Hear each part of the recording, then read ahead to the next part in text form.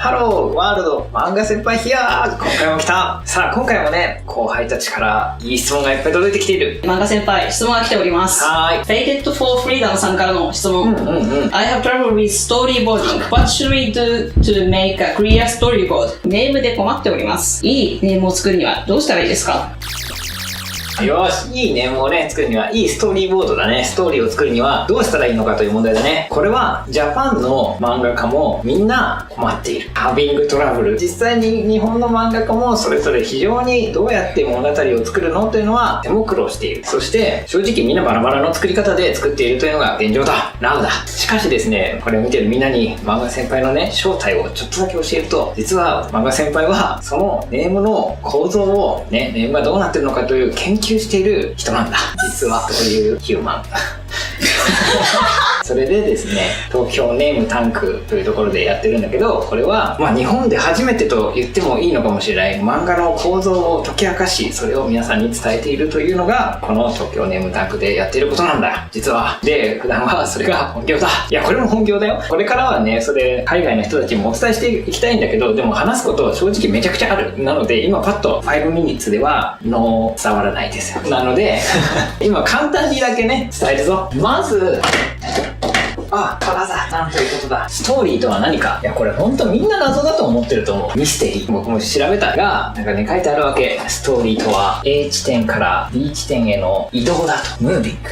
わからんっていうねそう、何を言ってるかさっぱりわからんわけだよね。ストーリーっていうのはこんなことを言われたりもするが、結局よくわからん。何なんだ。ただジャパニーズが知っているやり方っていうのをみんなに紹介しておくね。これだ。起承転結で考える。ジャパンみんな知ってる。これジャパニーズスクールのジャパニーズクラスでこれをやる。だから知っている。起承転結、これがストーリーの作り方、ストーリーメイキングの基礎だと言われる。よく言われる。海外だと3幕構成とか多いよね。しかし日本においてあんまりこれはそんな面じゃないかな。今有名になってきてるけど、日本はやっぱりむしろ昔からこういうようなやり方をしてて、でこれ何かっていうとですね、ストーリーをこうやって分解して分けるといいんじゃないのって言われてる。これは何かっていうと、木って漢字なんだけど、これの意味はむくり、メイクアップ。章はこれはですね、これは何だ。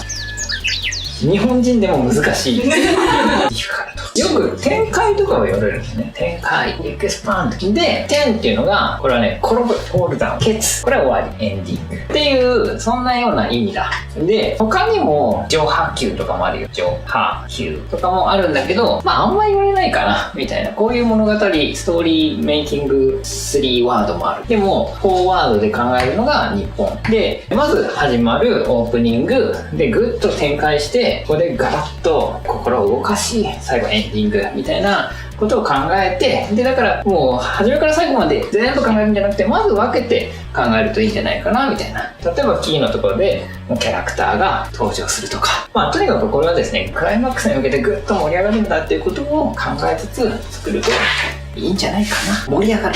こういう感情がね、ハートが、パワーハートあるといいよ。そういうことを意識してやるだけでもだいぶ違うんじゃないかな。でもうちょっとさらにね、詳しいことは東京ネームタンクを受けておくれっていうことだね。東京ネームタンクの英語版をもうちょっと待ってくれ。きっとやっていく。で、我々は漫画先輩何やってるかっていうと、ネームできる講座やってるわけですよ。ネームできるクラス、メイキングクラスをやってるよと。これは日本のみんなは日本語が通じるからぜひ来た方がいいって思う。これはなんとですね、3days、3日間でネームができてしまう。32ページ。これは起承転結、構造を押さえたからできることだね。やっぱり大事なのは、漫画はキャラクターを作ってあげることだな。キャラクターをここで登場させるんだと。で、そしてそのキャラクターを描いていく。つまり人間を描いていく。ヒューマンを描いていくのが大事なんだと。まずはしっかりキャラクターを作ってあげようね。特に32ページぐらいのネームだったら2人ぐらい2パーソンのキャラクターをしっかり作って、もうあとはその2人がやり取りする。そのやり取りがきっと楽しかったりいいものになる。そんな感じだ。人間大事。じゃあそんな感じでまた次回ネームできることも来てね。画面左下にいいねボタンがあるので右下で、画面下に赤いボタンがスマートフォンの場合はあるのでプリーズプッシュ。そしてさらにファンボックスが出てきたよ。ピクシブファンボックスというものがあってですね、漫画先輩を応援できるところだ。ぜひ応援待ってるよ。頼む。